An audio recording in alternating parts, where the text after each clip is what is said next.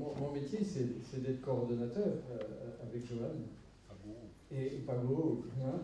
Et effectivement, on assiste, ça a été dit, beaucoup de tristesse, vous l'avez rappelé, beaucoup de tristesse et d'impuissance, c'était bien dit tout à l'heure, et avec des gens qui disent qu'est-ce qui les affecte et ils ne sont pas capables de le dire, mais ce n'est pas nous qui pouvons le dire. Et donc, à chaque réunion comme celle-ci, interdépartementale et départementale, on est effaré. Hein, effaré d'un côté et émerveillé de l'autre par les deux aspects de détresse, de désespoir, et puis aussi de gens qui luttent avec courage et intelligence. Et juste pour dire ça, j'étais étonné qu'on ait mal parlé des habitants. Pour moi, c'est un thème très très noble. Hein. Alors si on dit simplement les habitants, comme on dit le public, avec une masse de gens, évidemment, ça ne veut rien dire. Mais habiter un territoire, c'est un acte. Hein. Alors évidemment, on veut passer de l'habitant au citoyen, mais les citoyens va rester habitants, enfin, il faut espérer. À moins qu'il aille se délocaliser quelque part chez nous. Et puis maintenant, avec la honte des dernières votations chez nous, ce sera moins le cas. Mais habiter, c'est quoi? C'est bien cette démarche-là qui est la nôtre, entre l'habitant et le citoyen, une démarche, un chemin. Voilà. Et c'est ça notre démarche. Comment l'habitant peut être citoyen, mais pour mieux habiter. Puisque pour coller à son territoire, pour coller à ses voisins, pour coller à tout le reste, à ses valeurs, eh bien, il s'agit bien d'habiter. Et pour ça, il nous faut ce temps de la démonstration. Alors, quand Luc Carton disait tout à l'heure, on a une démarche inductive. Inductive, ça veut dire on part de l'expérience et on dégage la lumière de quelques principes. Hein. C'est ce qu'on fait avec l'analyse des cas, y compris les cartographies, y compris avec les indicateurs, où justement on cherche ces principes. Et puis il disait, et plusieurs l'ont dit, il faut maintenant après aller à un moment donné à la démarche déductive, c'est-à-dire on cherche des lois, on cherche des mesures.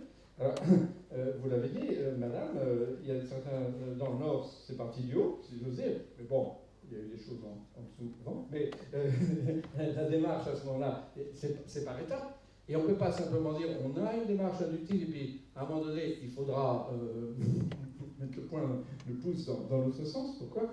Parce que les temps sont différents, les cheminements sont différents. Et entre l'inductif et le déductif, il y a le dialectique. Alors, ce que Jean-Michel appelle palabre, c'est un peu technique, j'ai le dialectique au sens c'est technique, du dialogue, mais d'un dialogue dur. Alors dissensus, oui, mais pour arriver à des synthèses. Voilà. Et avec des éléments tout à fait concrets, hein, qui hantent. Et nous ne savons pas ce qui va sortir de ces dialectiques. C'est pour ça que la tentation gourou, je ne crois pas que vous moulez les uns les autres, parce qu'on ne sait pas où on va. Voilà. On ne sait pas où on va. Et ce qu'on sait, c'est que la demande est beaucoup plus grande encore que celle qu'on a pressentie au début. Ça nous fait peur aussi, parce que notre emploi du temps, ne serait-ce que ça, mais aussi nos capacités morales, nos capacités intellectuelles, j'ai aussi nos capacités spirituelles sont limitées, mais on espère qu'effectivement, avec la diffusion, ça va venir. Et j'ai bien entendu aussi celle qui a dit tout à l'heure, moi j'ai senti dans le groupe ce matin que peut-être ce que j'avais à dire ne valait pas la peine. Et on a senti aussi que cette démarche demande du soin. Du soin, pourquoi? Parce que c'est de la souffrance partagée, en même temps c'est savoir. Et si effectivement on va vers un vocabulaire qui est un peu différent, je crois qu'il le faut, même si c'est les mêmes mots, mais on doit les réajuster, les reverdir, il faut reverdir les mots. Et donc ça, c'est un travail qui est pas facultatif. On ne peut pas ajuster les institutions, on ne peut pas ajuster des positions si on n'ajuste pas les mots. C'est nos armes fondamentales, c'est les lieux de conflit fondamentaux. Et donc, ce travail, il faut le faire, mais effectivement, ça demande du soin les uns pour les autres, du soin partagé. Et il y a des gens qui sont en souffrance dans notre à l'intérieur de la démarche, il y en a qui peuvent l'être en dehors, et c'est aussi une responsabilité qu'on partage.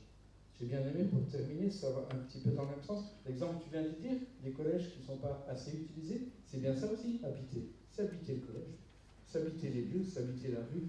Et ça, c'est central parce que c'est là que l'espace public est un espace physique, en même temps que c'est un espace citoyen, c'est c'est-à-dire un espace de débat, de partage. Et pour terminer, ce qui nous ramène aussi le concret, ce qu'a dit Marx tout à l'heure, des micro-réglages valent souvent mieux que des grands soirs. Les micro-réglages, c'est les principes les plus, je veux dire, d'ajustement, hein, mais de véritable justesse, où la justice ne se révèle que quand elle devient justesse. Un grand merci à tout le monde.